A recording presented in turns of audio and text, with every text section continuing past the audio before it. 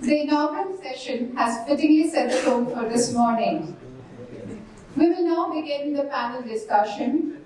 In round one, we have the discussion on how to make Maharashtra the leading state in the wind sector, state-level issues, policy changes, and potential solutions. Inviting on stage our esteemed panelists, Colonel Narendra Kumar Verma, Head of EPC Wind and Executive Vice President, Renewable, Shri Vishwas, Pathak, Independent Director, MSEB Holding Company, Mr. 𝐏𝐴𝐚𝐲 CEO, New Business Suzlon Group, Mr. 𝐼𝐧𝐝 CEO and co-founder, Continuum Wind Energy, Shri Rahul Rawat, Scientist D, MNRE. Mr. Punendu Chaudhary, Secretary, WIPPA and Senior Vice President Renew will moderate this panel. Over to you, sir.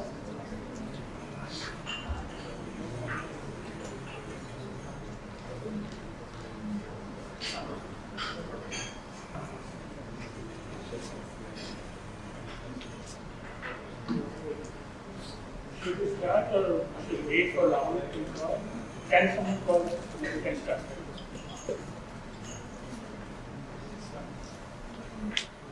So, good morning, ladies and gentlemen. So, we have this very interesting panel discussion with a very distinguished panel members, and it's a right mix of government, industry, promoter, and manufacturing. Welcome. So, the way I wanted to conduct is like we'll have one round of questions around India as a country, and then we'll come to Maharashtra. And so, when we think about RE transition that has taken place in India as such, it started with wind. We got our first WTG installed in 1986. And if you talk about the last decade, and at that point of time, solar was basically not there. And when we talk about the last decade, in 2014, we had around 21 gigawatt of wind and hardly 3 gigawatts of solar. Now, when we talk about the RE capacity addition in last decade, so solar reached from 3 gigawatt to 87 gigawatt, but wind could manage only 46.2 gigawatt at this point of time. So there is something which solar did and which wind could not.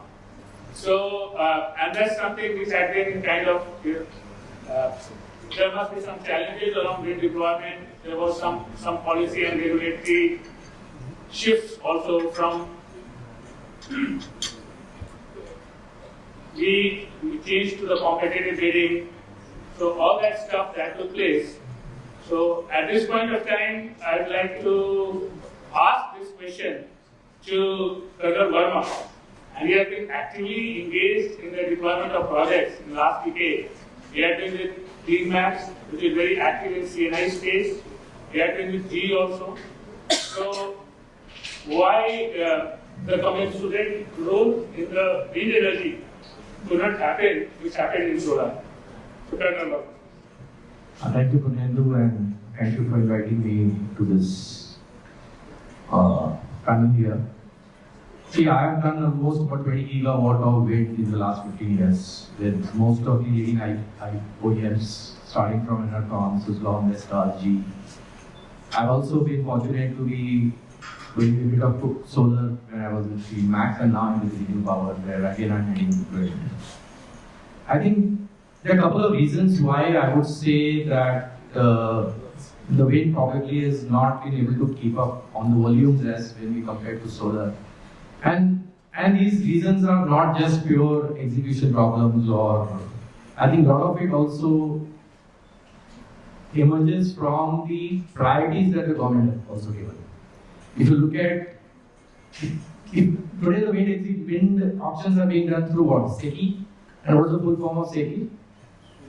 So I think that itself explains that the government had probably at some point of time solar as a priority at a particular point of time, because solar was nascent, like you rightly brought out, it was 3 gigawatt and wind was almost about 20 gigawatt. So it obviously required the right impetus and the acceleration in that particular sector.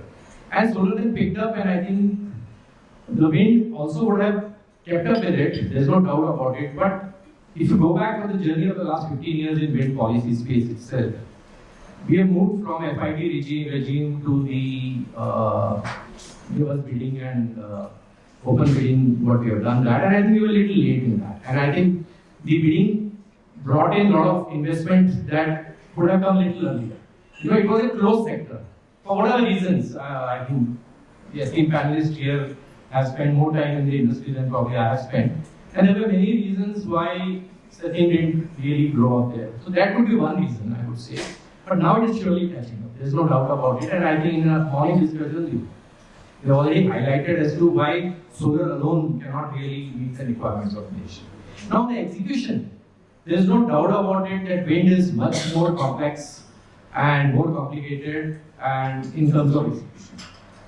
Because of the sizes of the equipment, the sizes of the technology itself, the logistics challenges which is there. And the most important part is that from a wind resource point of view, this wind has to be put exactly at those coordinates which the WRA or finds out, which is the solar has an advantage there.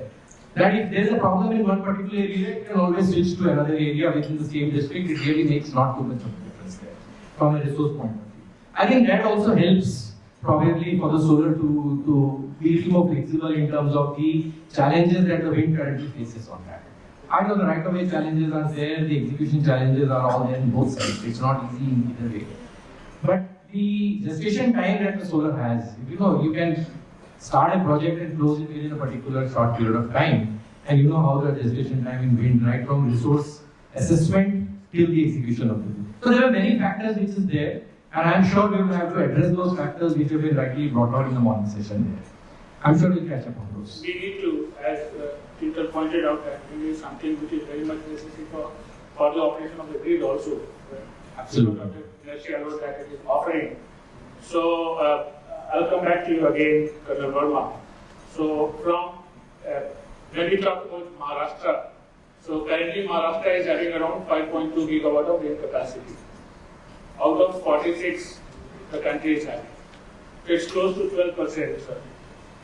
And as per the report, the potential of the Maharashtra is huge, like 170 gigawatt at the 150 meters of height.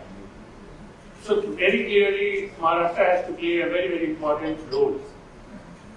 But the whole regulatory landscape is changing from the state point of view. From June 2025 onwards, ISDS waiver is going out. Then there is some very strict RPO compliance which is to be adhered to. So from extreme left, I go to extreme right, sir. So we just wanted to pick your brain, sir, on the overall policy of this wind power development in Maharashtra. How government is thinking to bring this, to cater to these kind of changes which are likely to happen in the external environment. Good morning, all the distinguished panelists on the dais and all the distinguished dignitaries of the dais. I will just add what the gentleman added. Basically, internationally, there is a pressure to create energy environment whereby we can do away with fossil-based fuel by 2070. So whatever source of energy is available, that is being explored in a very big way. After solar, wind has been for a long time contributing to this country, and especially Maharashtra also. I have been hearing about wind since 1990, when lots of songs used to be given, sales tax benefits were given, accelerated depreciation benefits were given. And per unit cost also used to be something like 8 rupees, 7 rupees, 9 rupees. Now, because of the international pressure, and since we have to go for alternate kind of fuel and power generation system, Solar came into existence. Now pump storage is also knocking doors. Hydro is also at peak. So all put together is going to compete and replace fuel-based power generation. That is this one, coal-based. And solar has got its own advantage.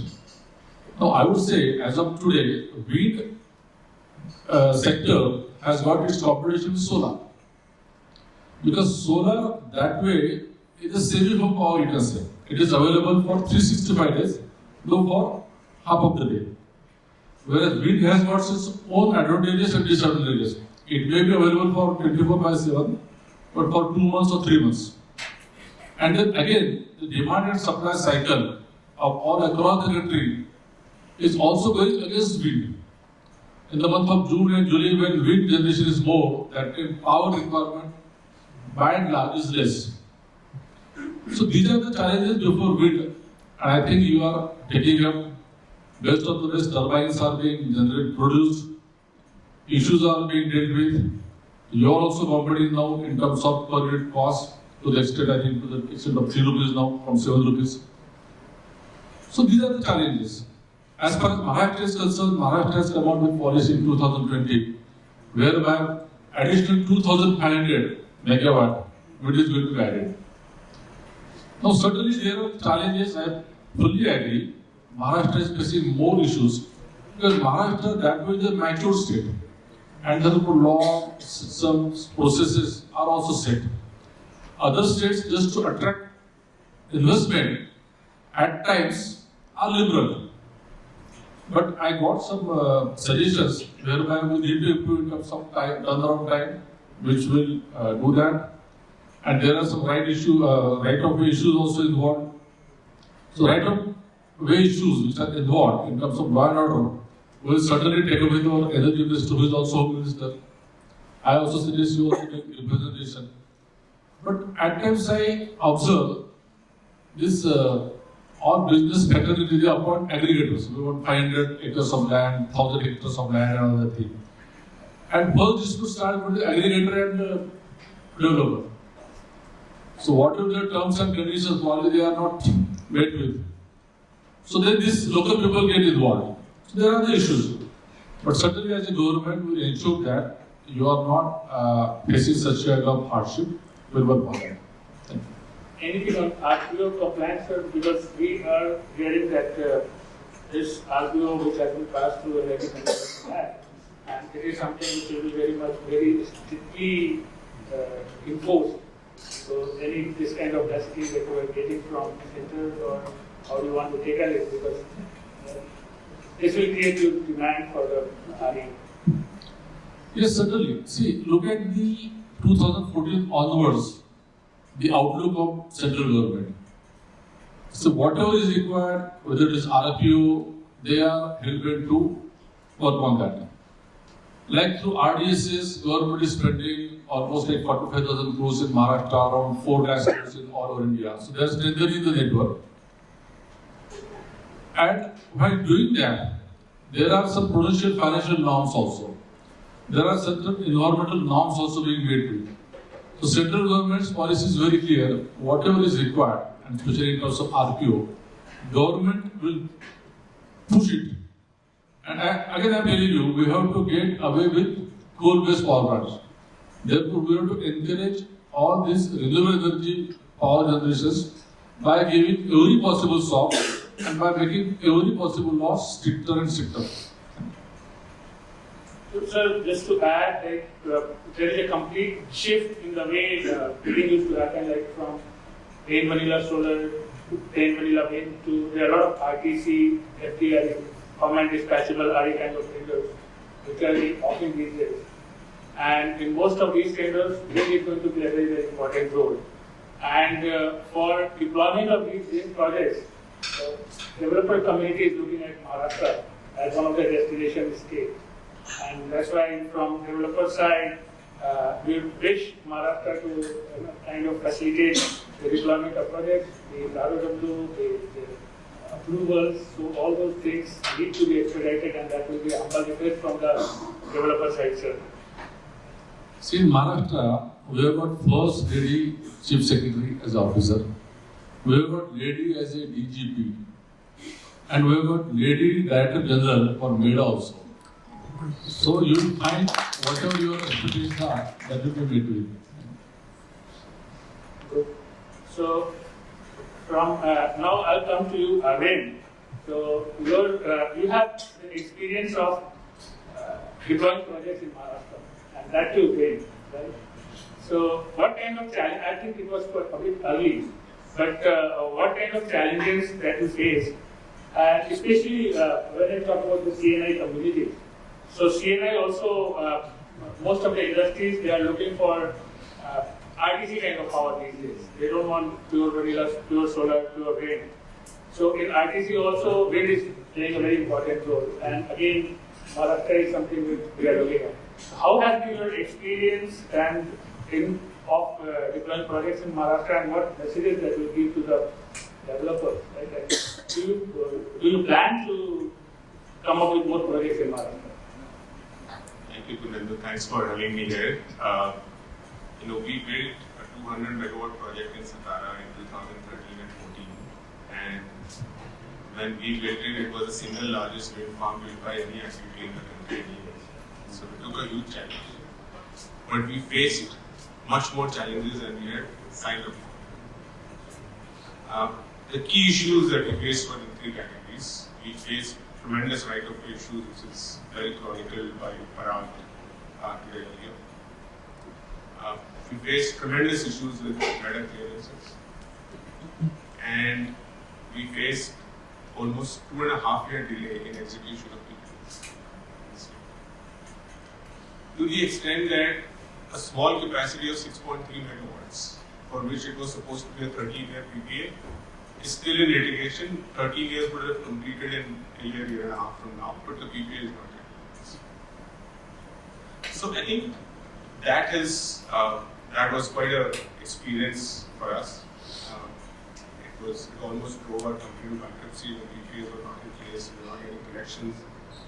We had massive delays in receivables from the state 𝐏𝐴𝐚. Fortunately, the Renewable access rules came and solved it. But we would love to do more because Maharashtra has great wind, but we would like to live through the same experience as a really low people. So I think a few things need to change from our perspective, and we haven't received approval from our board to invest in Maharashtra after that so far. One, I think the regulatory structure, authorities, policies, the agencies in the state have to shed the litigious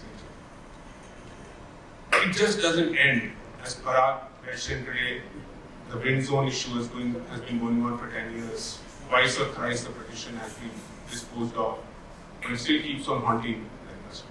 So you never have certainty of the business case that you're doing. That needs to end. The second, the right-of-way issues, to be honest, I don't have a solution to offer because it is not unique to Maharashtra. It's a little bit higher in Maharashtra. But I don't know how to solve it.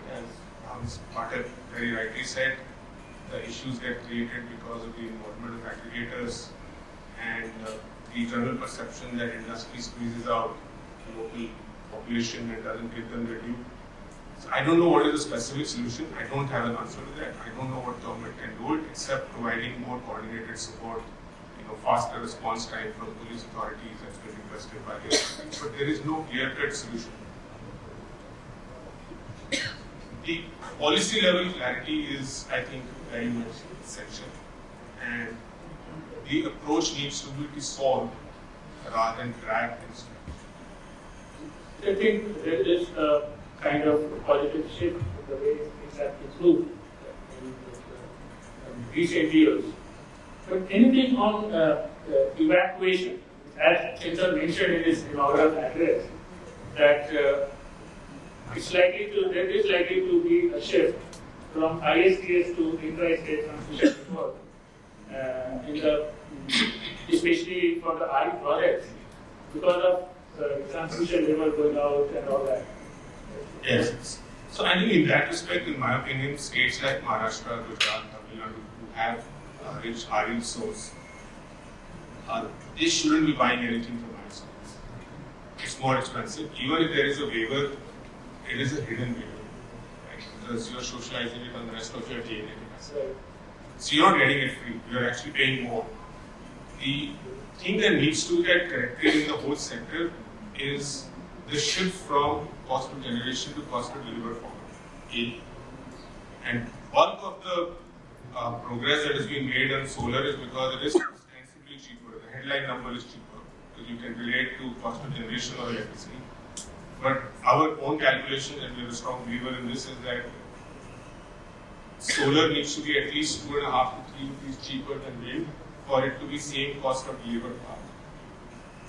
Even disregarding the cost of grid imbalance. Because unfortunate part of solar is 80% of the energy is produced in 20% of the hours. And there is homogeneity across the sector. You're injecting more grid imbalance, and therefore that's one shift needs to change from cost of energy generation to cost of delivered. And second more important shift, and I think you can see international experience around that, is the shift from cost of energy to value. DISCOMs charge 15-20% higher tariffs to their consumers in vulnerable. So that energy, any energy available at that time is more valuable to a DISCOM than energy available during the day. You can see international experience of negative prices during the exchange. And prices are negative during the day and they are almost 100, 150 rupees during morning and evening because of the distortion that is being led by renewables. This will happen in our country if the current trend of very easy deployment of solar continues to be pushed. And that's getting pushed because we are looking at the wrong number, in my opinion, the cost of energy, but instead of cost of delivered energy and on the transmission evacuation side, I think I can say that with no hesitation that Maharashtra has probably most robust mechanisms in granting connectivity permission. They do a thorough load flow study. You haven't had cases of projects where projects have been built but there is evacuation constraint which you face in almost every other state, with the exception of Gujarat. So I think that process of thorough diligence in awarding connectivity should continue. Procedurally, things may get maybe simplified, but I think the state transco has done a very good job in ensuring that assets are understood. And I think there have been early movers also in the sense that a lot of earlier deployment have taken place because of that enablement which was done by MSEB and MSEB as well. So in fact, we have quite a number of CNI projects in the state of Maharashtra gradually developed. Yes. You wanted to add something? About the CNI? CNI, yeah. So, CNI, our 70% of our business is CNI, so it's very important for us, but we haven't invested anything in Maharashtra so far in the CNI space because we have this 200 megawatt asset which will go off in 2 years. So we have this ready asset to be deployed into the CNI market at that time. So in the process, we have, in the intervening period, we have diversified to other states like Gujarat, Tamil Nadu, MP, Rajasthan. We also believe that from a policy perspective, wind solar hybrid should be the priority of every state, wherever they can afford. Fortunately, 8 states who can afford that because the cost of landed electricity is much lower, the cost of grid imbalance is much lower, and particularly from a CNI customer perspective, where we talked about, Chintan talked about capacity market. From in the CNI business, it is essentially capacity because the contract demand of the customer is the scarce real estate that we need to optimally utilize. Because that customer cannot consume more electricity at any point of time than what its physical facilities are. Unlike a grid where you can dump 200, 600, 500,000 megawatts of power at any point of time. And the highest utilization of that scarce real estate of contract demand is through a wind solar hybrid project, which also leads yourself to deployment of storage and converting it into dispatchable power over time. And now that storage is getting cheaper and effectively providing much higher value to the customer, the generator, as well as the generator. So I would request that the state can look at prioritizing the CNI policy from the perspective of a wind solar hybrid and wind solar storage hybrid projects with a defined pathway to get Right. So I'll now move to OEM and WTG manufacturers, so Ishwar. So there are two things which come to our minds, especially with respect to WTG. So recently, developer community faced a big issue with respect to the re-rating of turbines. And we had series of discussion with MNRE, CEA, all that, and now it has been kind of decided that we'll go for BRS or IEC approved turbines. And there are some turbines which are facing turbine manufacturers which might face issues in meeting these requirements. I just wanted to have your take on this. And second is like what kind of challenges you face in the supply chain or transportation of WTGs for deployment of projects. And so your take on these two things. Thank you, Renendra, for this. My response on the first point, which is about the de-rating because of the temperature in the wind turbines, is basically all the wind turbines are designed as per the international standards. We need to understand that point actually. And there is a process laid on by MNRE. They have the list of approved manufacturers. They have the list how to get it approved actually to the list. There is a proto-turbine testings to be done actually. There is a type certificate to be issued. And so in my view, as a manufacturer, it is all up to the regulations what we set for the industry. So far the standards for the industry were followed as per the international standards. And as per that, 40 degree was the standard temperature range to design for the turbines. Now if you want to increase this to 45 degrees centigrades or beyond that, this can be done. But then there is a cost for all these improvements. So if as the policy makers, as the regulators, whatever standards we decide, I am sure the whole industry is to follow them, get the turbine certified, get it type test approved, put in the RLMM list, and then offer to the market. So I think this is really a big conflict point because as the additional secretary in the previous session, he explained very clearly that there are two perspectives. The first perspective is that how much is the loss of generation because of de-rating in a year. If you see from that perspective, the overall loss goes into decimals actually, maybe 0.2, 0.3% loss of energy over a year actually. But what he explained that what is the loss of energy during the peak time, when the grid needs maximum power during the summer period, and during that period if there is a de-rating happening and few of the turbines are going off the grid, the impact is huge on the grid balancing actually. So my simple response is that this is a regulatory and policy matter. Whatever the government of India, the MNRE, the CEA, they decide the regulations, industry will follow that. It might have some impact on the costing of the turbine because we might have to go for additional cooling systems in the turbines, but if it is mandatory, it will be implemented.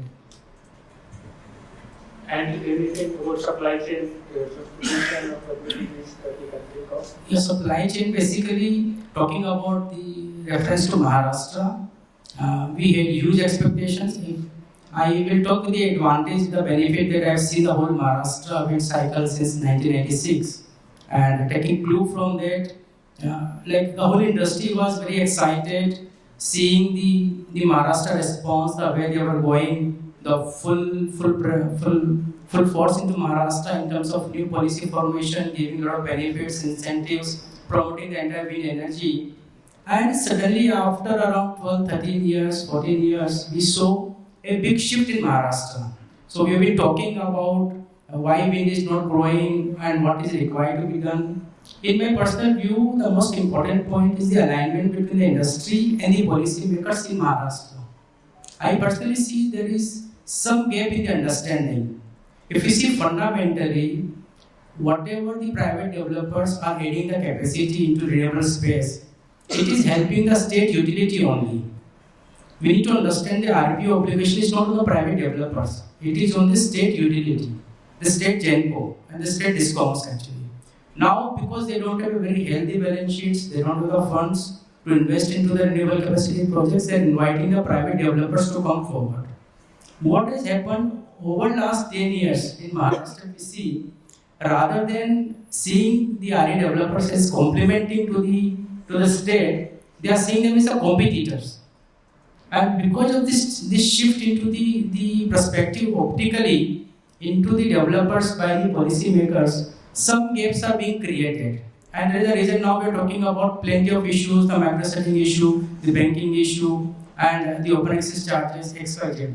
If there is an alignment between the policymakers, the regulators, and the industry, if they understand, see, if today there is a project which is being done in India, Tamil Nadu is welcoming, it is viable in Tamil Nadu, there are not many complaints in Tamil Nadu. Gujarat is welcoming, not many complaints in Gujarat. Why Maharashtra there is a complaint? It is not because there is no resource in Maharashtra. It is not because there is no investment available in Maharashtra. It is not because government is not keen. Everybody is keen. The investors are keen, the developers are keen, the government is also keen. But the alignment between these three is missing right now. And my request will be that if the policymakers, the madam and the sir, if they can call the meeting of the all developers in the industry with a very open mindset and try to understand that at one point of time Maharashtra was going like this, it was leader in India for more than a decade. Suddenly in last 1 decade it is going down significantly actually. So I think that's very important for us, and with that perspective only, like many of the manufacturers, they set up their manufacturing base in Maharashtra. Like Suzlon, for example, we shifted the entire headquarters from Ahmedabad to Pune because Maharashtra was growing in a big way in all India basis. Same way like Siemens, the 𝐼𝐴, many of the manufacturers, they have their base in Maharashtra. So I think from supply chain perspective, capacity is available. Most of the sites in Maharashtra have been divided into two terrain. One is a flat terrain sites and a hilly terrain sites. And for both these sites, the current capacity turbines around 2 to 3 megawatt capacity can be easily transported. If required, the blades can be manufactured locally. So from supply chain perspective, the transportation point of view, I don't see any major challenge which can be handled for the growth of the wind capacity in Maharashtra. Yeah, so I'll come to central government now. So we have Rahul from MNRE. So Rahul, in the inaugural session, it was discussed that this dwelling, micro-siting, that was something even within ReNew. I used to get calls from Colonel Verma that when this is going to get clear and whether we should go ahead with site selection and site acquisition or not. So that's something which has been lingering for quite some time, and that has delayed the mega approval process also. Right? So, what's your take on this? I think it was awaited for this event only. Today, this micro-siting guidelines, amendment to the micro-siting guidelines have been issued already.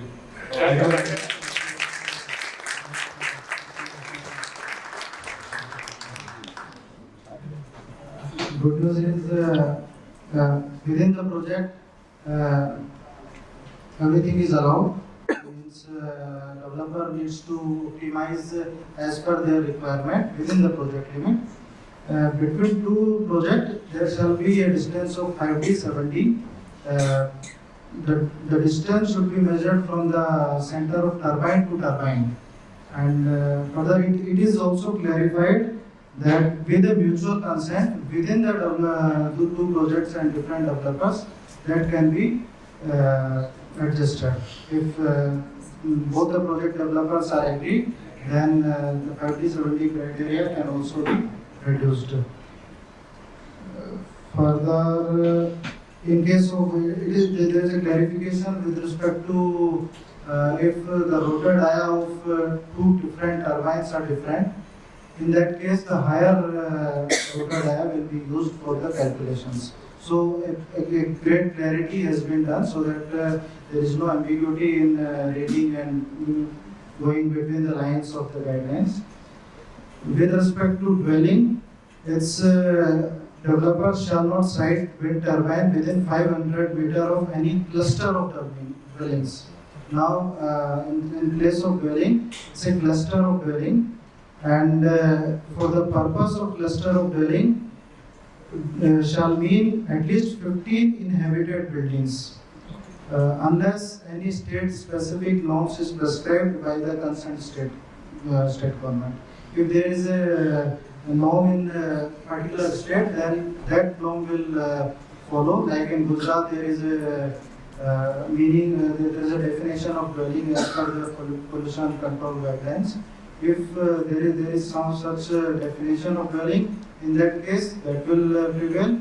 Otherwise, the 15 number of inhabited buildings will be considered as a cluster. We'll expect MAN data will expedite the process. So that's very good. Right. Notification will come on website maybe by the evening.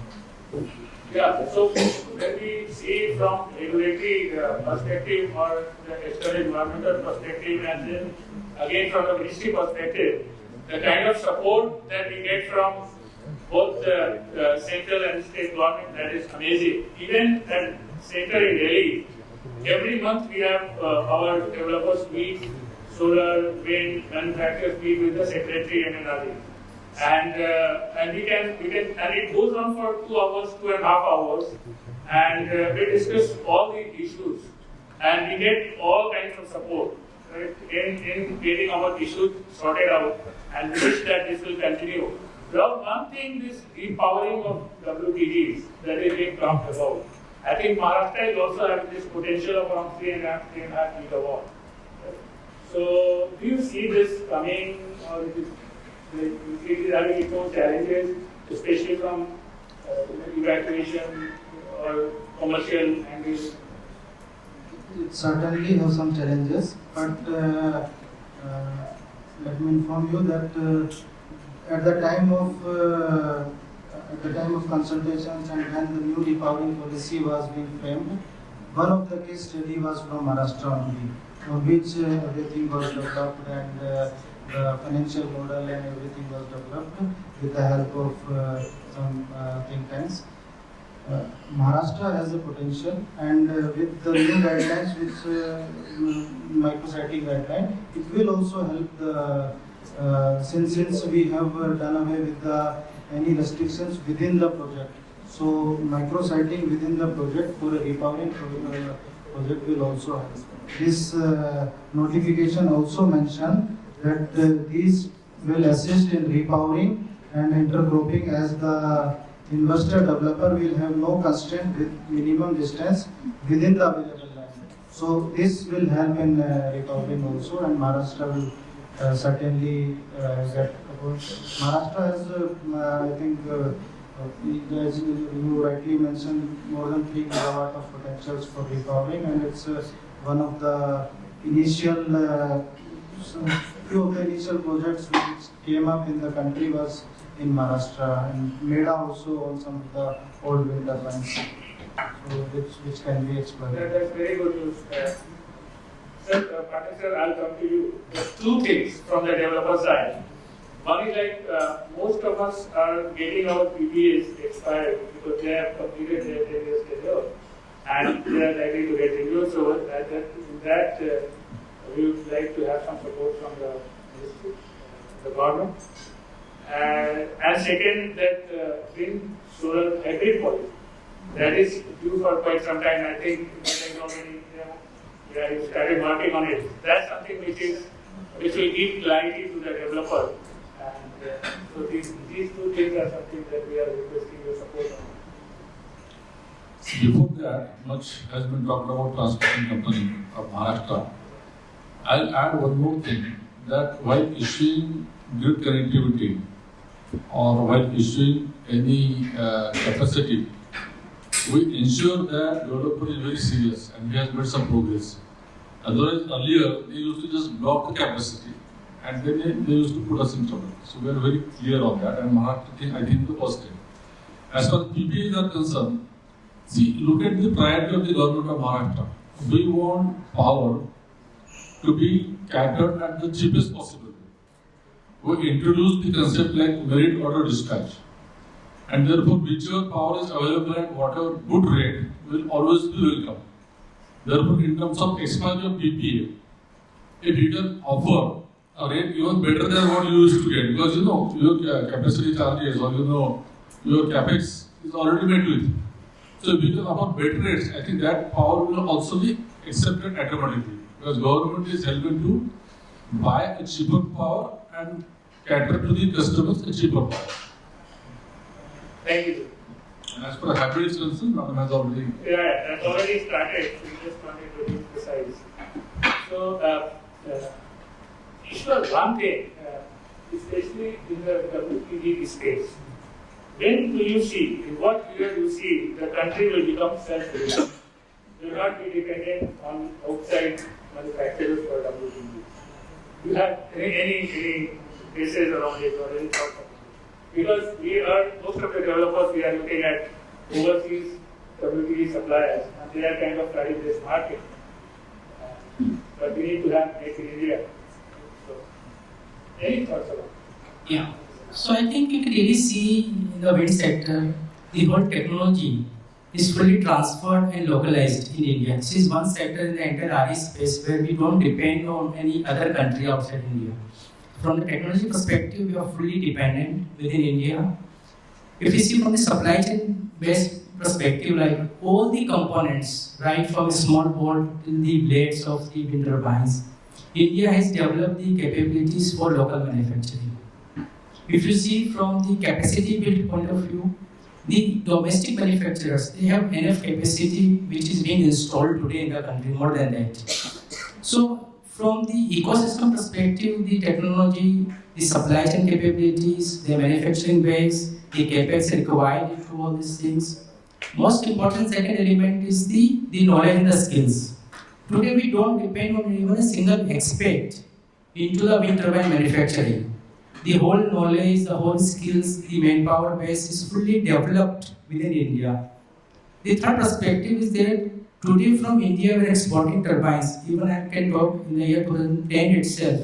We supplied more than 2,000 megawatt per annum to US, to Europe, to Australia and many different countries. So from developing the entire ecosystem, the supply chain base, the knowledge, the skills, the technology transfer, it is fully done within India. The challenge is that last 7 to 8 years were not good for the sector. And because of that, most of the OEMs, they passed through a very tough time. And because of that, their manufacturing capacity has been substantially reduced. And now suddenly the growth is picking up in the India market. Like for example, for Suzlon itself, we had very tough 3-4 years in between. But now the worst is behind us. We have a huge manufacturing capacity of almost 3.6 gigawatt, which can be ramped up to 4.5 gigawatt moment we migrate from 2 megawatt to 3 megawatt turbine capacity.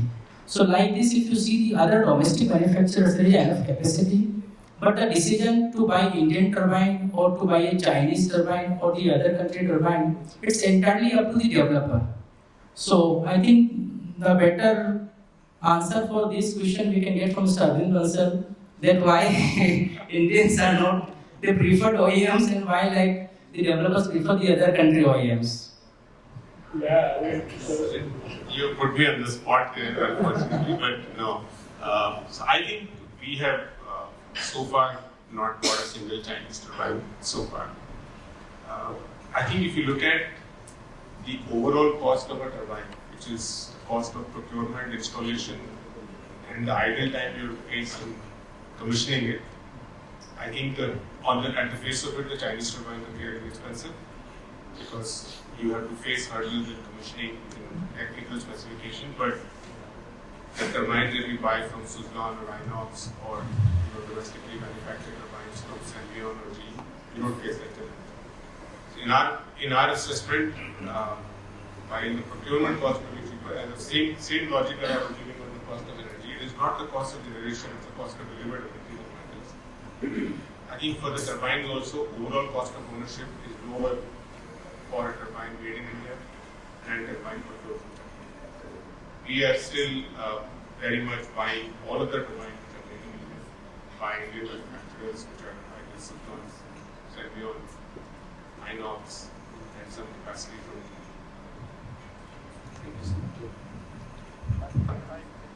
Rahul, anything, because offshore is something which is being talked about in a big way, and I think we have the states in office for Gujarat and something like that.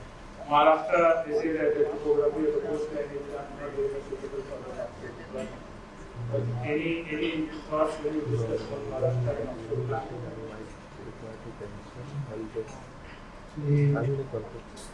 Initially, we are exploring Gujarat and Tamil Nadu, and we have potential across the 7,600 kilometer of mainland sea coast. But initially, majority of potentials and majority of work has been done for Gujarat and Tamil Nadu. First bid is coming for 𝐏𝐶BAD, has already issued for 𝐶BAD for Tamil Nadu, and for Gujarat, the first bid of DGF will come very soon. For other states, including Maharashtra, we are about to start resource assessment, which is the first step towards exploiting the resource. We have received some requests from Maharashtra government also, and accordingly, 𝐁𝐴 has been engaged to initiate the work for resource assessment of the coast of Maharashtra also. And in addition to that, your last questions about manufacturing from India and other companies. As far as I think all the norms of the country is being followed, and manufacturing is being done in India and registered in India. It's an Indian company. Okay, and we should push for more and more indigenization of component level also, which we are doing. We are trying to enhancing the requirement of RLMM so that the more and more components are also being manufactured in India, which will be all the norm will be equal for all the manufacturers, including for other countries also. The last question to you, Colonel Verma.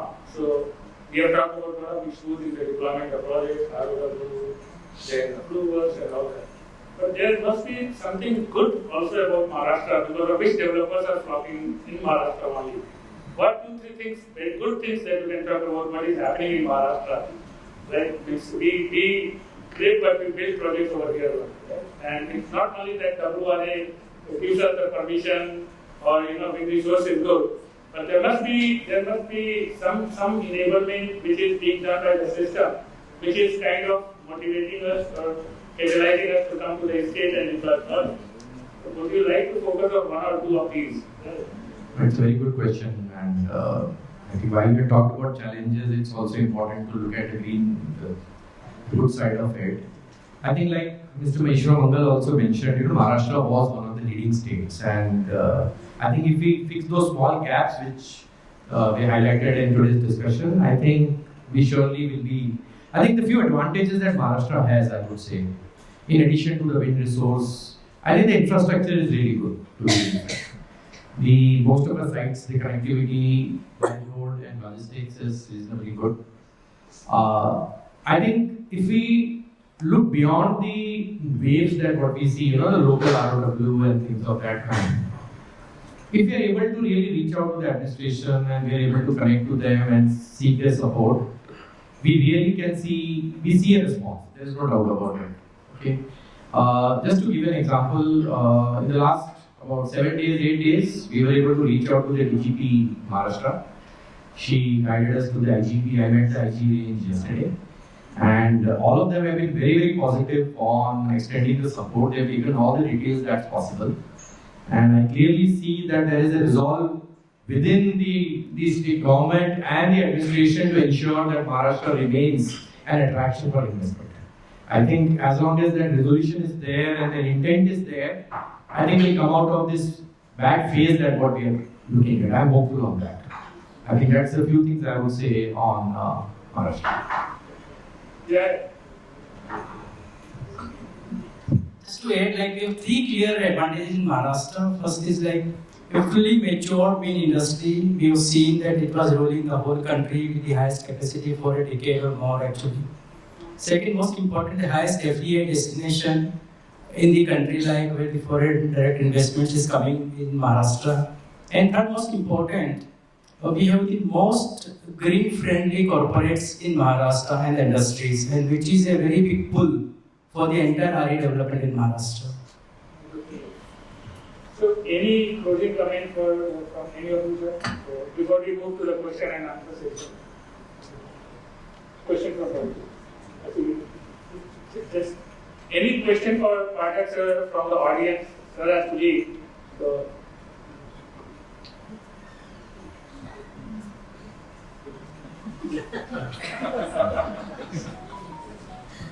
You have to really pause for that.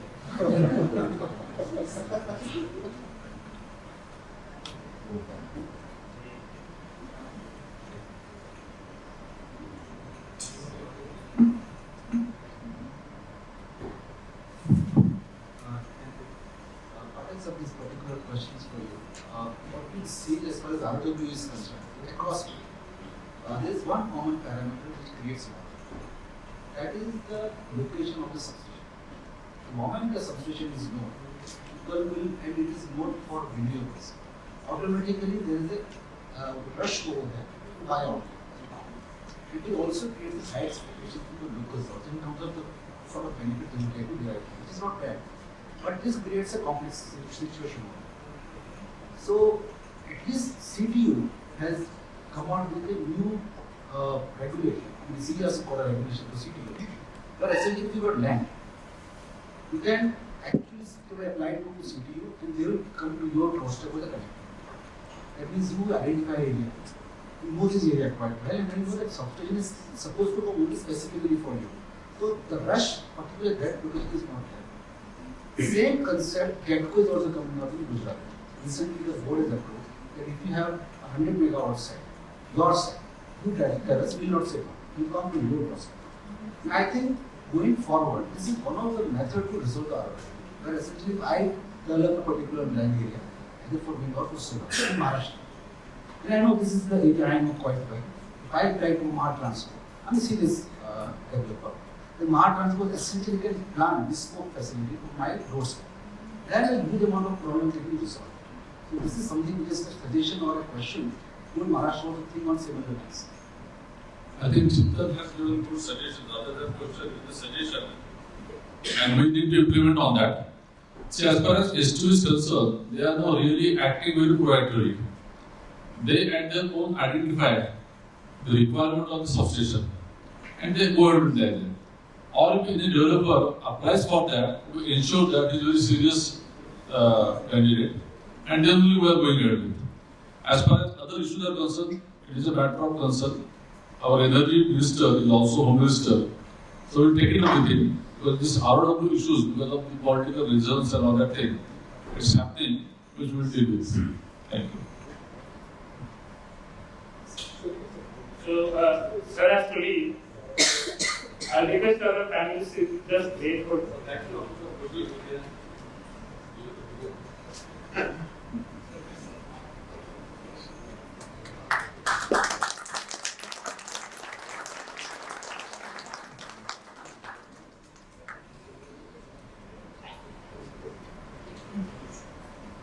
So, hold on.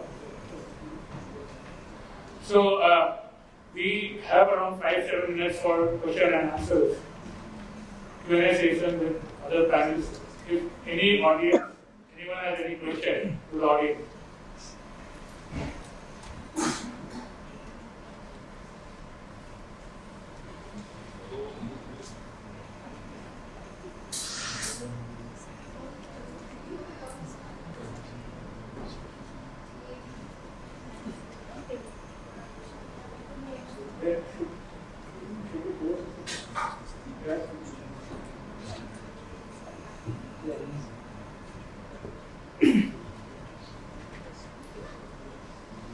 An excellent session on the Maharashtra wind roadmap. We thank our panelists for not only their straight talk, but also for sharing their aspirations for the road ahead. Confirmation on the issuance of the micrositing guidelines by Shri Rahul Rawat sir, and Madam Kadambari's word on how 100 megawatt will be pushed will be our key takeaway from this session. And thank you very much. I will request Punendu sir to present our panelists with our token of gratitude.